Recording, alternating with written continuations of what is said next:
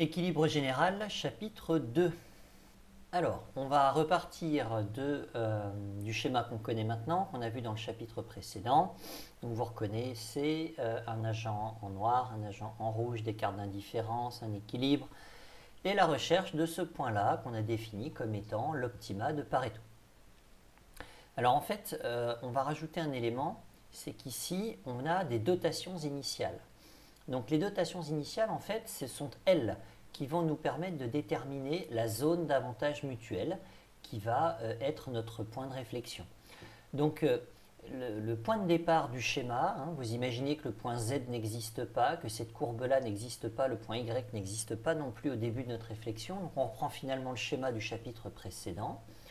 On a une infinité de zones d'échange mutuel, d'avantage mutuel, pardon, et le point de départ de notre réflexion, ça va être la zone d'avantage mutuel qui est telle que la courbe rouge ici passe par ce point oméga et la courbe noire passe également par ce point oméga. Et ce point oméga, ce sont les dotations initiales, donc les quantités possédées au départ de la réflexion par chacun des deux agents. Ces dotations initiales peuvent ou non nous donner un optima de Pareto. Donc ici, on voit qu'on n'est pas un optima de Pareto. Et dans notre schéma, maintenant, on comprend que le seul agent sur lequel on va améliorer la situation, c'est l'agent noir. On va décaler en haut à droite la situation de l'agent noir. Et du coup, le point d'équilibre sera obtenu ici. Donc on part de cette zone d'avantage mutuel définie par cette dotation initiale-là. Et puis on avantage un des deux agents. On obtient ici l'équilibre Z qui est un équilibre général. Si on change les dotations initiales, eh bien, on aurait par exemple un oméga qui serait, je ne sais pas moi, quelque part par ici. À ce moment-là, on aurait deux autres courbes d'indifférence rouge et noire et on referait le même raisonnement et on obtiendrait un autre point. Donc en fait, on a un grand nombre d'équilibres potentiels. Ces équilibres potentiels, si on les trace tous les uns après les autres, donc vous imaginez que je fais le raisonnement du graphique précédent une fois, deux fois, 10 fois, 30 fois, une infinité de fois pour avoir chacun des points bien, dans l'ensemble de l'économie. On part de tout un tas de situations initiales. L'agent A ici déteindrait par exemple très peu de bien 1, très peu de bien 2, et puis petit à petit on augmente les quantités de bien 1 et de bien 2 dans les dotations initiales pour l'agent A, et on va trouver tout un tas d'équilibres. Si on relie tous ces équilibres, on obtiendra le tracé vert. Alors le tracé vert, j'ai fait cette représentation-là, mais ça peut être ce qu'on veut. Ça peut être une droite, enfin pas ce qu'on veut, mais ça peut être différent d'une économie à l'autre. Ça peut être une droite, ça peut être une forme de racine carrée, ça peut être une forme d'exponentielle, ça peut être une forme de racine carrée, d'exponentielle dans mon cas, puis de racine carrée, ça peut être l'inverse, enfin, ça peut prendre n'importe quelle forme. Ne mémorisez pas la forme en particulier que j'ai dessinée ici. J'ai essayé de prendre quelque chose de non standard pour justement vous ne mémorisiez pas la forme. Mais néanmoins, on peut avoir la courbe des contrats qui est la représentation graphique de l'ensemble des équilibres de Pareto d'une économie. Ça veut donc dire que en analyse économique, on reviendra là-dessus un peu plus loin dans un prochain graphe, finalement on a tout un tas d'équilibres. Ici j'ai tracé l'équilibre X et l'équilibre Y, qui du point de vue du critère de l'économie sont identiques. C'est-à-dire qu'ils sont tous les deux Pareto optimum. Ce sont des équilibres idéaux du point de vue d'un économiste. On voit qu'ils sont idéaux du point de vue de l'économie dans son ensemble, mais que du point de vue de chacun des individus, ils ne sont pas du tout identiques. En effet, si je prends ce point Y, ça veut dire que l'agent A possède cette quantité-là de bien 1. Mais si je prends le bien X, il a aussi cette quantité-là de bien 2. Si je prends l'équilibre X, eh bien, ça veut dire que l'agent A, il est beaucoup plus riche là. Il possède tout ça de bien 1 et puis il possède tout ça de bien 2. Par contre, l'agent B, il est beaucoup plus pauvre dans cette situation que dans celle-ci. Donc ici, l'agent A, il possède ça de bien 1. Par contre, si on est à l'équilibre Y, il possède tout ça de bien 1. Donc on voit que du point de vue de l'économie dans son ensemble, tous les points qui sont en vert sont des optima de Pareto et sont donc de bons équilibres économiques. Par contre, la répartition de la richesse entre les deux individus, elle est très différente d'un équilibre à l'autre. Et donc en fait, ça permet ce type de schéma de lancer un raisonnement sur qu'est-ce qu'un bon équilibre économique du point de vue d'une nation. Tout ce qui est en vert est bon. Et ensuite, est-ce qu'on veut une nation qui est plutôt égalitaire? À ce moment-là, il faudra trouver un équilibre Pareto optimal quelque part au milieu. Ou est-ce qu'on accepte les inégalités dans notre pays? À ce moment-là, un équilibre plutôt sur les extrêmes de la courbe des contrats sera tout à fait pertinent. Pour essayer d'alimenter cette réflexion et de construire un petit peu cette réflexion sur l'idée de répartition de la richesse, de l'utilité entre nos deux agents. Donc est-ce qu'on veut une économie plutôt égalitaire ou bien est-ce qu'on accepte une économie inégalitaire? On peut utiliser ce graphe qui s'appelle la frontière des utilités. Alors on trouve dans ce graphe l'utilité de l'agent A et l'utilité de l'agent B. Donc si je prends ce point particulier ici, ça veut dire qu'ici l'utilité de l'agent A est maximum et l'utilité de l'agent B c'est 0. Donc on a un agent qui est très riche et qui a tout le bonheur du monde, tout le bonheur économique en tout cas, et puis on a l'autre agent qui a rien. Si on prend ce point ici, et bien là l'utilité de l'agent B est la plus grande possible, par contre l'utilité de l'agent A est égale à 0. Donc là c'est l'agent B qui est le super riche de l'économie, l'agent A n'a rien. Et puis évidemment tous les points qui sont ici sont en fait des points qui vont être une répartition de l'utilité entre l'agent A et l'agent B.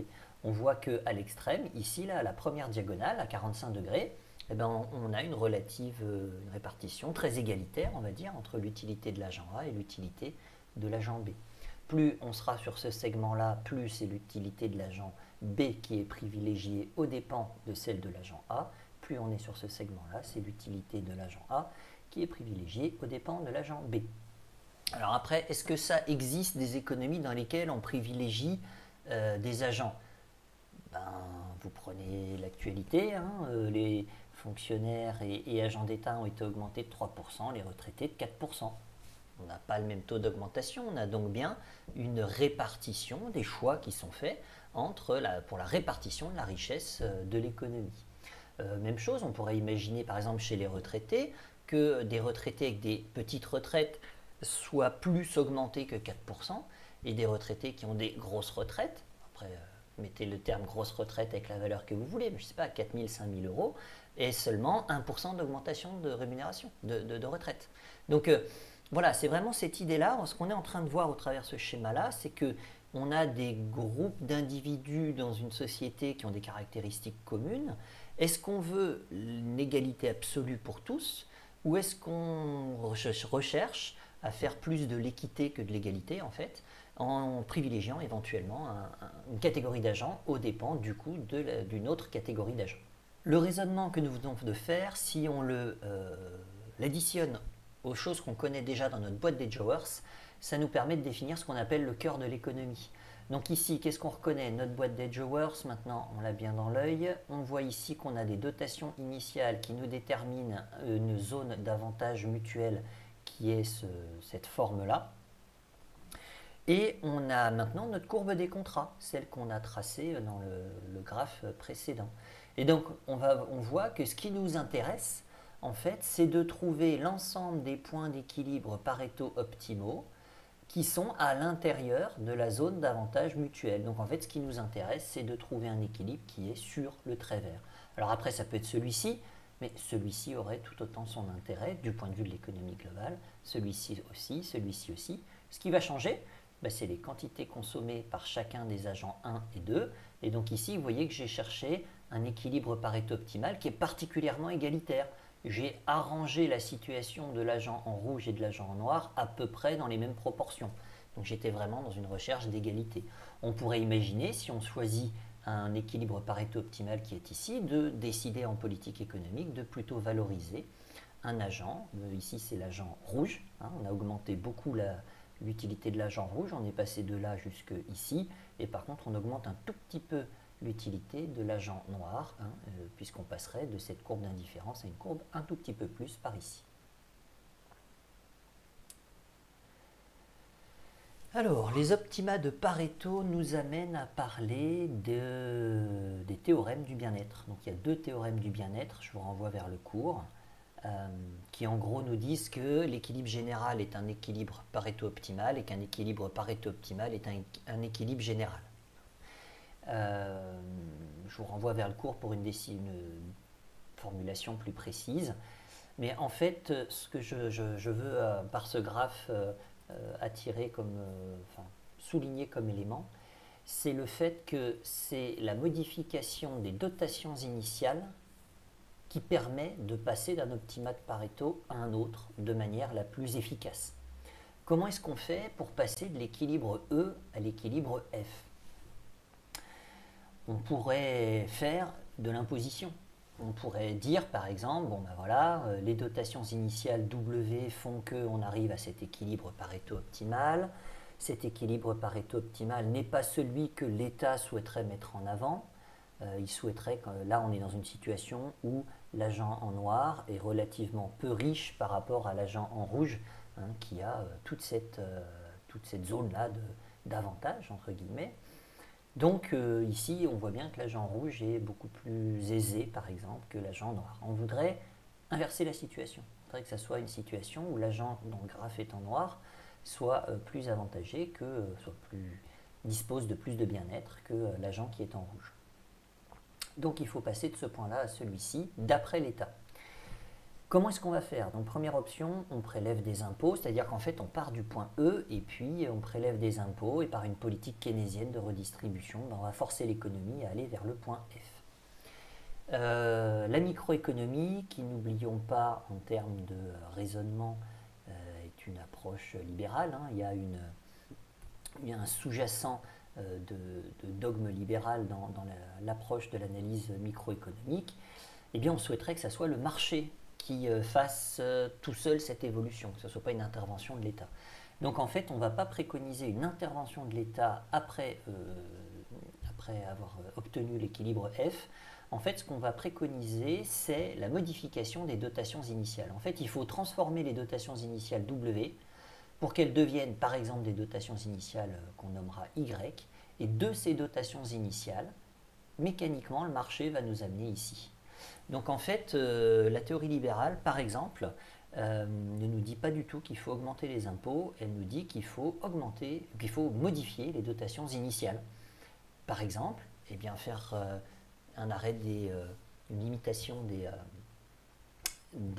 héritages, je vais y arriver, pardon, une limitation des héritages. L'idée c'est de dire que si l'État, lorsque vous décédez, prélève la totalité de votre héritage et le redistribue ensuite, eh bien on réalloue en fait les dotations initiales et ensuite chacun avec ses dotations initiales fera ou ne fera pas ce qu'il faut sur le marché, mais du coup obtiendra un niveau de richesse qui est cohérent avec son investissement sur le marché. A l'inverse, maintenir des héritages très importants, ça fait que forcément certains jeunes vont commencer avec beaucoup d'argent et donc on va se retrouver avec des équilibres qui sont des reconductions sociales presque au sens de Bourdieu et non pas une vraie égalité avec ceux qui s'en donnent vraiment la peine, qui sont ceux qui bénéficient du marché. Donc c'est un résultat qui est assez surprenant, parce que quand on pense à la théorie libérale, en général, on se dit, bon, ils veulent rien taxer et surtout pas les héritages. En fait, si, la théorie microéconomique libérale amène à l'idée que l'idéal, c'est en fait de taxer énormément les héritages, de refaire une redistribution à ce moment-là, puis de laisser les agents libres de faire ou de ne pas faire de la valorisation des dotations initiales qu'on leur a données. Mais là, ils en seront responsables. Donc, on est vraiment dans une réflexion sur la responsabilisation individuelle de la valorisation de sa dotation initiale.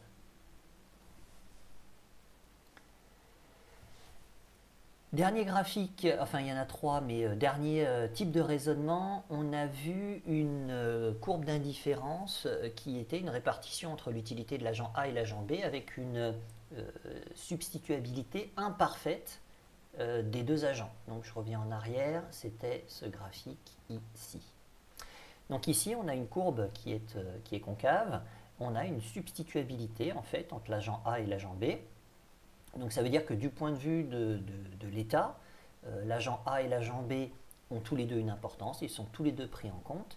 Par contre, il n'y a pas égalité, il n'y a pas une vision égalitaire de l'importance de ces deux agents, d'où cette forme-là. si on avait des agents qui, du point de vue de l'État, étaient parfaitement identiques, parfaitement substituables, pour reprendre les termes économiques, autrement dit qu'on se soucie autant de l'agent A que de l'agent B, on n'aurait pas une forme arrondie, on aurait une droite. Donc ici, on a des courbes d'indifférence sociale, qui représentent donc les courbes d'indifférence de l'utilité des deux agents, pour des agents parfaitement substituables. Si maintenant on regarde des courbes d'indifférence d'agents qui seraient complémentaires, d'utilités qui seraient complémentaires. Donc en fait ici on s'aperçoit que seuls les points qui sont les angles de ces courbes d'indifférence auraient du sens. En fait ça signifie quoi? Ça signifie ici que quelle que soit ici l'utilité de l'agent A qui est obtenu, le seul équilibre qui vaille, c'est une espèce de répartition entre l'agent A et l'agent B. Alors par exemple, vous voulez que les retraités soient exactement aussi riches que les actifs. Donc vous allez maintenir les deux catégories en fait, les actifs et les retraités. Vous allez maintenir leur niveau de richesse l'un par rapport à l'autre. Et à ce moment-là, il faut qu'il y ait une proportion de richesse, d'utilité, qui soit conservée. Donc c'est ça que représente cette idée, c'est que ici par exemple, on voit qu'on améliore l'utilité de l'agent A, mais on ne veut pas de tous ces points-là parce que finalement, on n'a plus le même ratio de cohérence, on va dire, par rapport à l'utilité de l'agent B. Donc seuls les angles ici seraient des équilibres dans la situation de courbe d'indifférence sociale pour des agents complémentaires. Pour terminer, la détermination de l'optimum social, donc là on n'est pas l'optimum de chacun des individus pris dans son coin. Économiquement, les individus vont chacun optimiser leur propre utilité, ça c'est leur travail. Maintenant, il y a un agent qui s'appelle l'État qui peut se dire, moi ce que je cherche, ce n'est pas l'optimisation des agents de catégorie A ou des agents de catégorie B, c'est l'optimisation de la totalité de l'économie.